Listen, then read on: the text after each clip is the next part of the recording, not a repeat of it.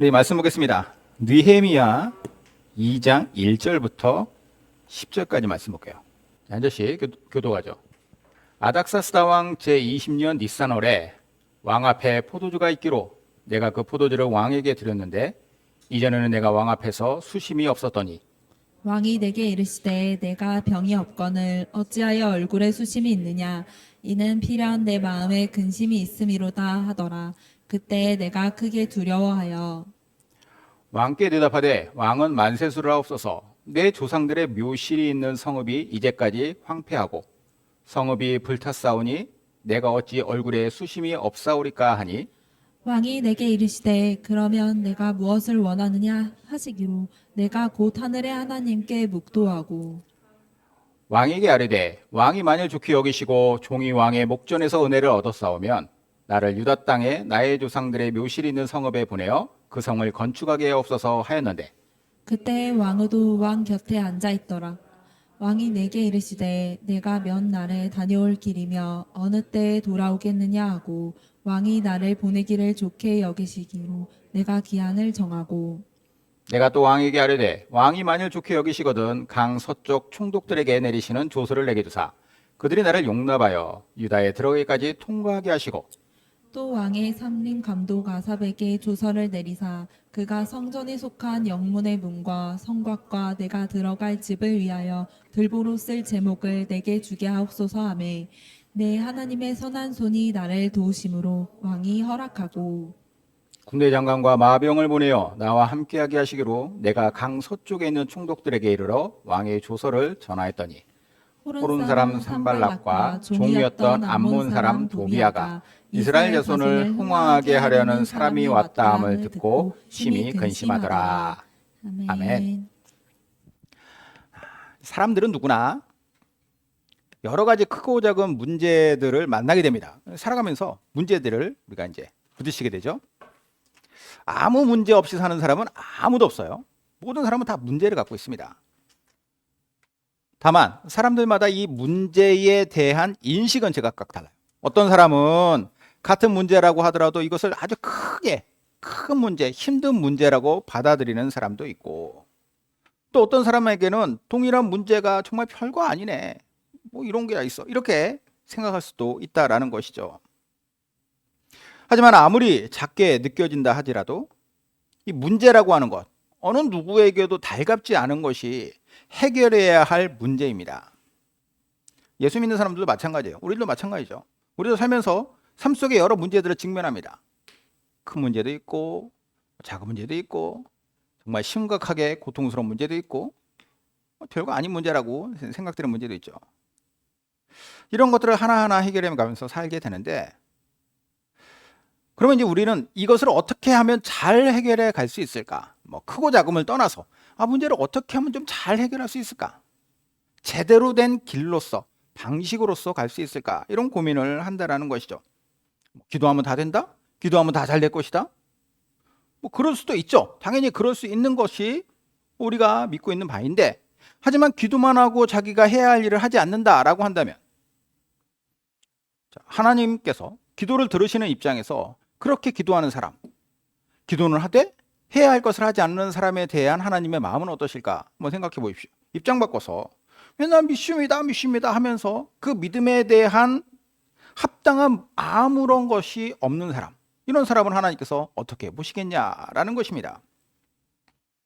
야고보 사도가 이런 사람들이 너무 답답해서 이렇게 이야기를 했을 거예요. 자, 야고보서 보면은 내 형제들아 만일 사람이 믿음이 있노라 하고 행함이 없으면 무슨 유익이 있으리요? 그 믿음이 능히 자기를 구원하겠느냐?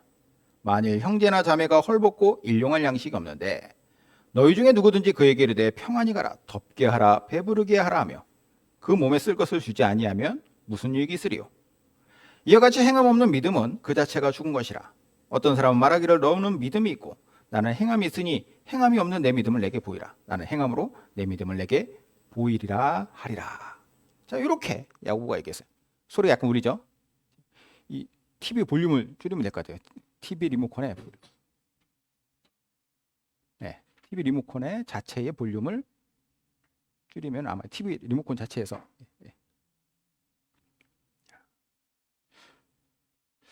자, 이게 무슨 말이냐 하면요. 믿음이라고 하는 것은 그냥 머릿속에 있는 관념 혹은 우리 마음속에 있는 어떤 느낌 이것만으로 끝나지 않는다라는 거예요. 행함이 있어야 이 믿음이 비로소 완벽한 믿음이라고 할 수 있다라는 거죠. 믿음은 있다고 아무리 얘기해도 전혀 행함이 없다면 그걸 어떻게 믿음이라고 할 수 있느냐? 이게 이제 야고보가 이야기하고 있는 그가 느낀 어떻게 보면 답답함이라고 생각할 수 있습니다. 진짜 믿음은 무엇이냐? 동전의 양면처럼 정말 내가 믿는 믿음이 있다면, 믿는 바가 있다면 이것을 행위로서도 과감하게 할 수 있는 것, 이게 이제 믿음이다라고 이야기할 수 있는 것이죠. 자, 이런 진짜 믿음에 대한 우리가 정리가 됐다면 우리가 살아가면서 만나게 되는 여러 가지 문제들을 우리가 진짜 믿음의 관점으로 어떻게 이것을 해결하면서 살 것인가, 믿는 자로서 어떤 프로세스를 거치면서 우리가 정말로 우리 믿음의 삶을 잘 살 수 있을 것인가 라고 하는 이 질문을 하면서 여기에 대해서 구체적으로 좀 우리가 알아보도록 하겠습니다. 자, 이를 위해 한 사람의 이야기를 우리가 볼 텐데 그의 이름은 느헤미야입니다. 하나님께서 위로하신다. 하나님께서 위로하신다라고 하는 이름의 느헤미야라고 하는 사람인데, 이 느헤미야는 지금으로부터 약 2470년 전, 뭐 정확하게는 아니겠지만 조금 오차는 있겠지만 기록에 따르면 이 사람은 한 2470년 뭐 그 언저리의 사람입니다. 그 전의 사람이죠. 우리나라가 이때 언젠가 찾아봤더니 고조선 시대예요. 옛날 사람이에요. 아주 엄청 옛날 사람인데, 이 느헤미야는 이스라엘이 남쪽의 유다와 그리고 북쪽의 이스라엘 이 두 개로 나뉘어져 있었던 분열왕국 시대가 각각 멸망을 해서 양 두 개 다 멸망을 하고, 그 멸망한 중에서도 남쪽에 있는 유다 혈통을 가진 그 유다의 혈통 사람이에요. 그러니까 남유다 출신의 사람이죠. 이 남유다 사람들은 멸망하고 나서 어떤 일이 일어나느냐, 바벨론에게 멸망을 당했는데, 신바벨론이야. 이 바벨론의 포로로 다들 끌려갑니다. 그래서 포로기를 살아요. 70년 포로기를. 자, 느헤미야는 아마 그 포로기 때에 바벨론에서 태어났던 사람이 아닐까 합니다. 그래서 뭐 바벨론 세대 2세대 혹은 3세대일 수도 있겠죠. 자, 이렇게 남유다를 무너뜨리고 백성들을 포로로 끌고 갔던 바벨론이 뭐 아주 대제국이었는데, 이 바벨론이 어느 순간에 무너져요. 페르시아라고 하는 새로운 신흥 제국에 의해서 무너집니다. 그래서 페르시아가 자연스럽게 바벨론의 포로들을 다 흡수해서 이제 페르시아의 포로가 된 것이죠. 자, 그런데 이 페르시아 제국이 재밌는 점이 있어요. 아주 포용성이 큰 제국이었습니다. 합리적인 통치 철학을 갖고 있어요. 그러다 보니까 자기네 페르시안 그 민족뿐만이 아니라 여러 다른 민족들 중에서도 똑똑하고 유능한 사람들을 많이 등용해서 이 사람들을 통해 자신들의 어떤 나라를 운영했다라는 거죠. 그 대표적 인물이 바로 오늘 느헤미야예요. 느헤미야가 아까도 말씀드렸듯이 남쪽의 유다 사람 아닙니까? 이 두 개로 나눠졌을 때 북이스라엘이 훨씬 컸거든요. 10개의 지파가 북이스라엘에 속했고, 그리고 나머지 2개의 지파가 남유다에 속했는데, 이 남유다의 출신이라면 아주 작디 작은 얼마나 많은 민족들을 바벨론이 멸망시켜가지고 그들을 포로로 끌고 왔겠습니까? 그래서 노예로 삼았죠. 그 중에서도 남유다 출신의 노예의 어떤 근본을 갖고 있는 이 느헤미야라고 하는 사람을 등용해서 그 사람이 아주 높은 위치까지 올라갔다고 한다면 이 사람이 가지고 있는 기본적인 실력이 얼마나 탁월했겠냐라는 거죠. 실력뿐만이 아니라 그는 인성도 매우 훌륭한 사람이었어요. 그러니까 페르시아의 황제가 나중에 어디까지 이 사람이 올라가냐면 페르시아 황제의 술 맡은 관원, 술관원까지 올라갔다라고 나와요. 자, 술관원이라고 한다면 왕이 마시는 술을 관장하는 사람입니다. 이게 뭐 단순히 무슨 요리사 뭐 이런 정도가 아니라 이 사람은 왕의 생멸과 직결된 것들을 관장하는 사람이에요. 이 사람을 거치지 않고는 왕에게 무엇인가 마실 것, 특별히 이제 뭐 파티나 이런 것들을 할 때 술을 이 사람을 통하지 않으면 안 된다라는 거죠. 반대로 하면 이 사람을 잘 구워 살면 왕을 암살할 수도 있다. 아주 중요한 위치, 지금으로 치면 이제 비서실장 정도 되는 왕의 아주 최측근이 되었다라는 거죠. 그러면 이 사람이 뭘로 그렇게까지 갈 수 있냐는 거예요. 페르시아 사람도 아니고 노예 출신에. 그럼 그 사람이 가지고 있는 기본적인 베이스가 아주 탁월했다라고 우리는 생각할 수 있다라는 것이죠. 자, 이렇게 높은 직급인 페르시아의 왕의 술관원이 되기 직전, 그 직전에 그는 한 가지 충격적 소식을 듣게 되는데, 느헤미야가 아주 어렸거나 혹은 그가 태어나기도 전에 과거 바벨론의 포로로 끌려왔던 그의 동족 그 남유다 사람들, 그러니까 뭐 정확히 이제 그냥 이스라엘 사람들이겠죠. 이스라엘 민족. 이 사람들이 대거 고향으로 돌아가는 일이 있었어요. 이게 1차 포로 귀환이라고 하는 건데, 포로의 귀환을 많은 사람들이 했습니다. 그리고 이 당시로부터 한 10년 전쯤에도 2차 포로 귀환이 또 있었어요. 그러니까 1차와 2차의 포로 귀환을 통해 가지고 종으로 끌려왔었던 사람들이 다시 고향으로 돌아갑니다. 그러면 이제 고향으로 돌아간 그 사람들이 다들 그냥 알아서 잘 살겠지라고 남아있는 사람도 그렇게 생각하지 않았겠어요? 막연하게 느헤미야도 그렇게 생각했을 겁니다. 그런데 어느 날 그 2차의 포로 귀환을 했던 사람 중에서 느헤미야의 형제가 한 사람이 있었는데, 그 사람이 돌아와서 느헤미야에게 그곳 사정을 알려줬다라는 거예요. 사실 느헤미야서는 이 이야기에서부터 출발합니다. 포로로 끌려갔다가 다시 고향으로 가서 고향에서 다시 재건을 해서 거기서 잘 살리라 생각했던 사람들, 그 사람들의 현재 사정에 관한 소식을 느헤미야가 들으면서 이 느헤미야서가 시작된다라는 것이죠. 자, 그러면은 그 사람들이 잘 살고 있었느냐? 절대 잘 살지 못한다라는 거예요. 지금 그곳에서 수많은 이방 민족들이 우리 민족들을 괴롭히고 있다. 맨날 약탈당하고 우리는 맨날 당하고 있다. 고통 가운데 살고 있다. 그럼 왜 고통을 당하느냐? 원인이 있을 거 아니에요. 그 원인이 뭐다? 라고 얘기했냐면 우리를 지켜줄 성이 없기 때문이다. 우리를 지켜줄 어떤 방어막이 없으니까 계속 사람들이 와가지고 우리를 괴롭히고, 우리가 열심히 뭘 이렇게 뭐 수확을 해놓으면 그거 뺏어가고, 짐승들을 기르면 짐승들 뺏어가고, 우리를 약탈하고 괴롭히는 일들이 계속 일어났다라는 거예요. 그러니 이 이야기를 들은 느헤미야의 마음이 어떻겠습니까? 뭐 당연히 마음이 아팠겠죠. 기껏 가서 잘 살아야 되는데, 나라가 이제 재건되어야 되는데 그런 일을 당하고 있으니. 물론 그들을 지켜줄 성이 원래 없었던 건 아닙니다. 예전에 있었어요. 바벨론에게 침공당하기 전에 다윗이 쌓은 튼튼한 다윗성이 있었는데, 이게 바벨론 침공으로 완전히 다 박살이 났습니다. 완전히 다 박살을 냈어요. 그러니 그들을 지켜줄 만한 것이 아무것도 없었다. 이 소식을 들은 느헤미야의 마음, 안타깝죠. 그러나 안타깝지만 나랑은 상관없는 일이다. 나는 여기서 어쨌든 지금 페르시아의 사람으로서, 뭐 페르시아인은 아니지만 어쨌든 우리나라에서도 이제 미국에 가가지고 거기에서 뭐 영주권 얻고 시민권 얻고 그러면은 미국 사람이 되는 거 아니에요. 그러나 자기 민족적 뿌리는 완전히 달라질 수는 없는 것이죠. 그걸 파낼 수는 없는 거예요. 그러다 보니까 느헤미야에게 어떤 마음이 생겼느냐? 내가 가서 저 성을, 저들로 하여금 내 민족이 고통당하고 있는 이 상황을 해결할 수 있는 이 성을 내가 쌓아야 되지 않을까라고 하는 마음, 그러한 사명감, 열정, 이런 게 그의 마음속에서 막 생겨난 거예요. 사실 이건 하나님께서 그에게 주신 마음이죠. 사명을 그가 품게 되었다. 솔직히 그는 꼭 이 일 안 해도 돼요. 그냥 내가 어쨌든 뭐 높은 관직에도 지금 올랐고 호의호식하면 됩니다. 그런다 해도 누가 뭐라고 하겠습니까? 느헤미야한테 너 이렇게 해라, 네가 가서 이렇게 해라, 누가 시킨 것도 아닌데. 하지만 느헤미야의 마음에 이 무거운 사명감과 책임감, 이런 것들이 생겨나니까 그 마음을 종잡을 수가 없어서 그가 하나님께 기도를 하는데요.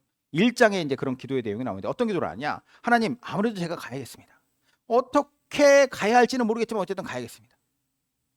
그러나 저는 지금 페르시아의 이 왕실에서 일어나는 사람 아닙니까?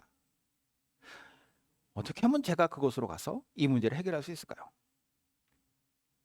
느헤미야가 이런 마음으로 고민하고 기도하고 있었을 때 마침 그가 아까 말씀드렸던 왕의 술 맡은 관원으로 진급을 한 거예요. 그래서 느헤미야 1장 11절이 마지막 절인데, 1장의 마지막 절, 그 마지막 하반절에 그때에 내가 왕의 술관원이 되었느니라. 내가 그 직급에 올라갔다라는 거예요. 보통 사람 같으면 이런 상황이 어떻게 생각하냐? 뭐 이래저래 상황을 보니까 이게 가지 말라는 뜻인가 보다. 그 전이라면 내가 훨씬 더 가기 수월했겠지만 지금 내가 술 맡은 관원장이 되었는데 내가 어떻게 지금 그곳으로 갈 수 있으랴라는 생각을 하겠다라는 거죠. 보통 사람은 포기했겠지만 느헤미야가 포기하잖아요. 일단 그는 자기에게 맡겨진 일을 합니다. 뭐 자기에게 맡겨진 일을 막 이렇게 뭐 대충 한 게 아니라 자기가 해야 할 일을 해요. 그러면서 여전히 자신에게 부어주신 그 마음을 통한 사명감으로 고향에 가서 성벽을 재건해야겠다라고 하는 마음을 가지고 있죠. 결론부터 말씀드리자면 느헤미야는 가요. 그래서 이스라엘의 무너진 성벽을 재건합니다. 이게 느헤미야서의 내용이에요. 그 성벽을 재건하기 위해서 어떤 일들을 했는가? 어떤 어려움들이 있었는가? 누가 와서 방해를 했는가? 내부적으로는 어떤 문제가 있었는가? 외부적으로는 어떤 문제가 있었고, 그러면서 성벽을 직접 재건할 때에는 어떤 사람들이 어떻게 투입돼서 어떻게 만들었는가, 이런 것들이 세세하게 기록되어 있습니다. 쭉 그렇게 느헤미야서가 나오고 마지막에 가서 이 느헤미야가 성을 재건을 완성하게 되었다. 이 이야기가 느헤미야서의 전체 내용이죠. 자, 그러면 그나저나 그는 어떻게 해서 다시 이스라엘로 돌아가서 그 성벽을 재건할 수 있었을까? 아까 말씀드렸죠. 이미 1차 포로귀환이 있었고 2차 포로귀환이 있었다. 느헤미야는 3차 포로귀환의 대표자가 돼요.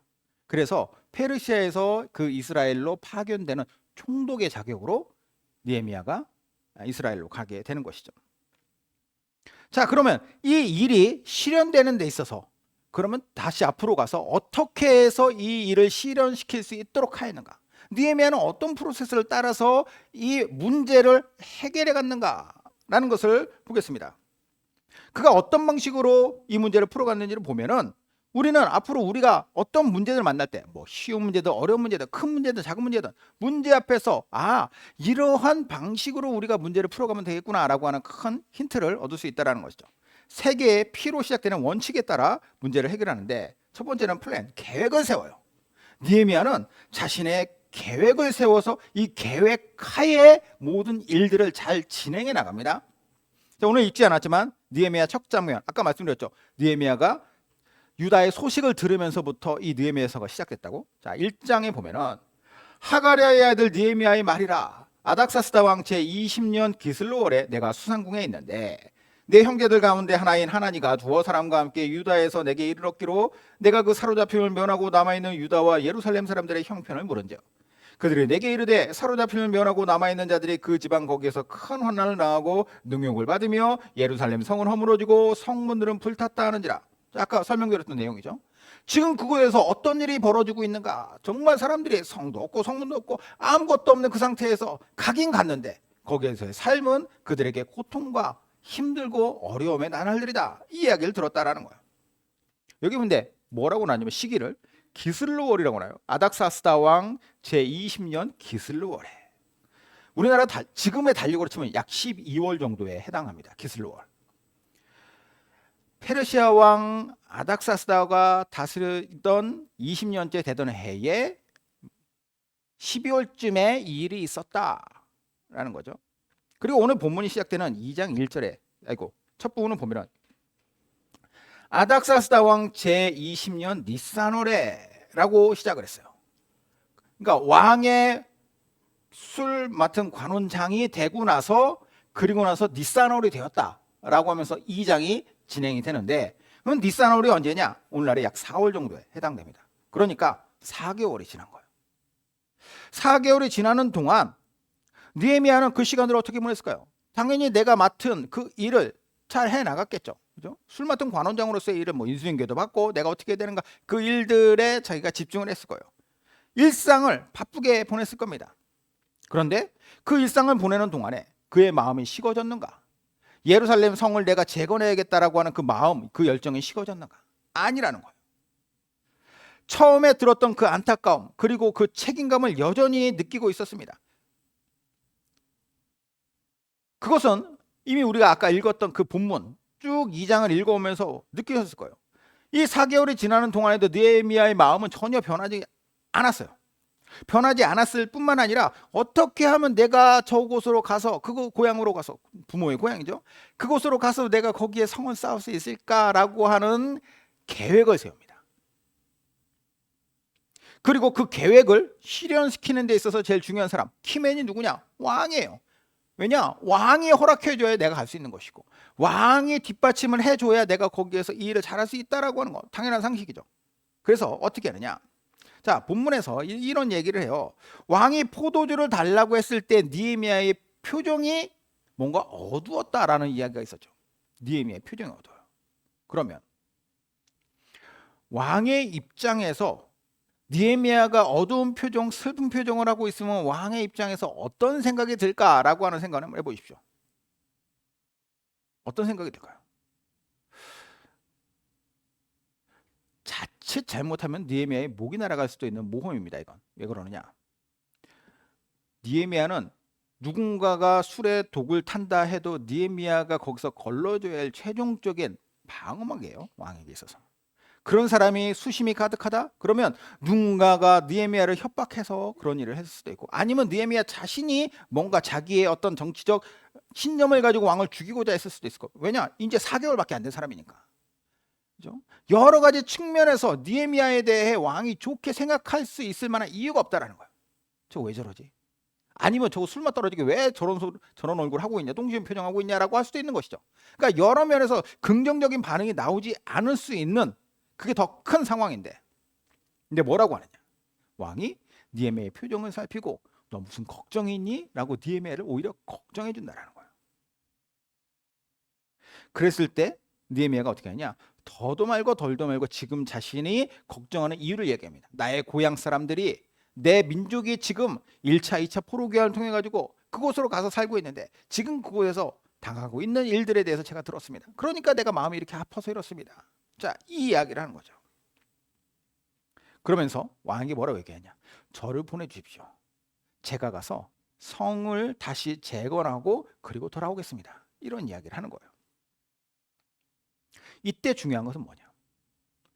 느헤미야가 계획성 있게 이 문제를 접근했다라고 하는 증거가 뭐냐면, 단순히 제가 가서 좀 해야 할 일이 있을 것 같습니다 이렇게 얘기하지 않고, 제가 갈 때 거기까지 가는 동안에 유프라테스 서쪽 편에 있는 총독들이 제가 가는 길을 막을 것 같으니까 그 사람들에게 제가 통과할 수 있도록 왕이 좀 그 통행을 허가해 달라거나 허가서를 좀 써주십시오.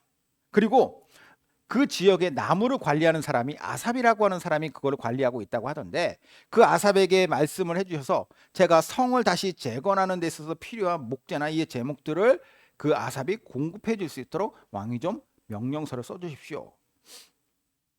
계획 속에 있는 거예요. 어떻게 해야지 이것을 할 수 있을까? 가면 다 되겠지가 아니라 가서 뭘 해야 될지에 대해서, 아니 가는 과정까지도 다 어디에서 막힐 것 같고 어디에서 문제가 생길 것 같고 무엇이 필요하고 이걸 다 그가 계획 속에 담아두고 있었다라. 빨리 유다로 달려가야 한다라고 하는 열심과 열정만 있는 게 아니라 그는 머릿속에 계산을 하고 그리고 계획을 세웠다. 제가 이 장면을 상상해 보면서 내가 왕이더라도 느헤미야가 정말 탁월하구나, 이런 탐복을 했으리라는 생각이 들어요. 아주 치밀하죠. 뭘 해야 되는지. 왕에게 이야기를 내가 이거 해야 된다라고 막 떼쓰고 그런 게 아니잖아요. 왕이 자연스럽게 물어보고, 물론 그 자연스럽게 물어보게 하는 그 과정에서도 모험을 한 거죠, 사실. 그런데 그것을 그냥 이야기하는 데 있어서 술술술 이 모든 문제들에 대한 해법을 그가 계획하고 있었다. 기도만 하고 상황이 열리면 일단 해보겠습니다, 이게 아니라 모든 문제 앞에 어떻게 하면 이 문제를 잘 풀어갈 수 있을까에 대한 고민이 그대로 그 안에 묻어 있다는 거예요. 물론 모든 것들이 다 그렇지 않을 수는 있습니다. 정말 급한 상황이 갑자기 닥쳤다, 그죠? 아무것도 할 수 없는 그 특별한 상황에서는 뭘 계획하고 그걸 할 시간도 없을 수 있잖아요. 그러나 하나님께서 시간을 주셨을 때 그 시간을 허투루 쓰지 않았다라고 하는 것, 이게 중요한 포인트다라는 거예요. 자, 두 번째는, 그게 두 번째 방식이 프레요, 기도하는 거. 물론 기도는 처음부터 했습니다. 1장에서부터 이미 기도는 계속했어요.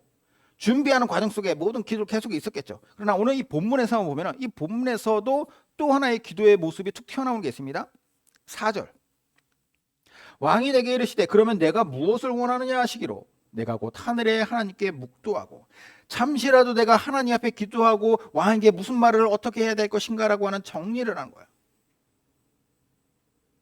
느헤미야는 매우 탁월한 이성적 능력을 갖고 있는 사람입니다. 하지만 그게 전부가 아니에요. 그는 자기 능력만 믿는 사람이 아니라는 것을 보여주죠. 내가 능력이 이 정도 있고 내가 이렇게 플랜을 짜놓고 내가 이렇게 말을 잘해가지고 이 문제를 풀어야지, 이게 아니라 하나님께 나의 입술을 주관해 주십시오. 내가 했더라도 이 모든 것들은 하나님께서 이루셔야 한다라는 거예요. 앞에 1장에서도 보면은 느헤미야가 자 1장 사절에 내가 이 말을 듣고 앉아서 수일 동안 슬퍼하며 하늘에 하나님 앞에 금식하며 기도하여. 자, 아까 하나님과 자기 그 형제 중 한 사람이 와서 이야기했을 때 그 얘기를 듣자마자 했던 게 이거였어요. 그는 처음부터 기도했고 이를 풀어가는 과정 속에서 기도합니다. 왜 그러느냐? 급한 순간에도 뭔가 준비되어 가는 순간에도 그는 하나님 앞에 기도하는 사람으로서의 자기 정체성을 계속 가지고 있었다는 거예요. 왜냐? 하나님을 진정으로 신뢰하는 사람이니까. 그리고 그 신뢰의 바탕에는 어떤 전제가 깔려 있느냐? 인간이 아무리 잘 계획하고 아무리 잘 실현한다 할지라도 그 모든 문제에 대한 답은 누가 이루시느냐? 잠언에 이런 얘기가 있어요. 사람이 마음으로 자기 일을 계획할지라도 그의 걸음을 인도하시는 여호와시라. 걸음을 인도하시는 이가 누구냐? 결론을 가지고 있으신 분, 그 결과값을 내시는 분은 하나님이시다라는 거죠. 이 믿음이 있으니까 그가 그렇게 기도함으로 하나님께 나아갔다는 거죠. 여러분 어떤 일에서든지 이 말씀을 우리가 깊이 새겼으면 좋겠어요.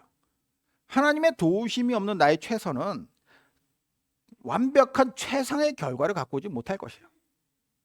인생의 여러 문제를 우리가 해결해 감에 있어서 우리가 열심히 계획하고 준비하는 데 있어서도 늘 하나님께 기도하고 순간순간 하나님 의지하며 나가는 우리가 되어야 한다는 거죠.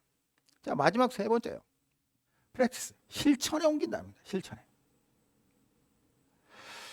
치밀하게 계획을 세웠어요. 하나님께 맡기는 기도도 했습니다. 그러면 이후로는 믿음으로 그가 과감하게 이를 실천에 옮기는 거, 실행하는 게 중요해요. 실행하는 거. 당연한 이야기죠. 계획과 기도, 그 다음에 이것을 실현하는 실천, 행동이 있어야 되는데 의외로 여기까지 이어지지 않고 계획하고 기도하는 것에서 끝나는 경우가 많습니다. 자, 언젠가 이런 예화 여러분 많이 들어보셨을 것 같은데 어떤 사람이 너무 돈이 없고 가난했어요. 그래서 하나님께 간절하게 기도했습니다. 복권만 당첨되면 제가 이러이러한 일 하겠습니다. 하나님 위해서 이런 일도 하겠습니다. 공약을 남발하고 하나님께 열심히 기도했어요. 너무 간절하게 기도를 하니까 하나님께서 그에게 나타나셔서 이렇게 말씀하십니다. 알았다. 내가 그 기도에 응답해 주마. 근데 복권은 사야 되지 않겠니? 복권은 안 사고 기도했다는 거예요. 계획을 세웠다는 거죠. 자, 이 이야기가 정말 열심히 기도하고 복권 사면 당첨될 것이다. 이 이야기가 아니라 중요한 인사이트는 어디에 있느냐? 우리가 계획하고 기도를 하되 실천에 옮기지 않는 것들이 참 많이 있다라는 겁니다. 그러면 왜 계획하고 기도했는데 실천에 옮기지 않을까요? 이유는 간단해요. 아까 야고보서에서도 나왔었죠. 확신이 없기 때문에, 즉 완벽한 믿음이 아니기 때문이라는 거예요. 안 될 것 같아. 기도해도 안 될 것 같고 계획해도 안 될 것 같아. 복권 당첨을 열심히 계획하고 기도했지만 안 산 이유는 당연하죠. 꽝일 것 같으니까. 저도 그렇지만 사실 우리 모두가 자신을 좀 우리가 좀 진지하게 돌아봐야 될 것 같아요. 하나님께서 주신 마음이 있고 그 감동을 바탕으로 우리가 깊이 기도했다면 그 다음에는 저돌적인 행동이 필요하다. 실패할까 봐 두려워한다? 물론 실패할 수 있겠죠. 우리의 생각대로 되지 않을 수 있습니다.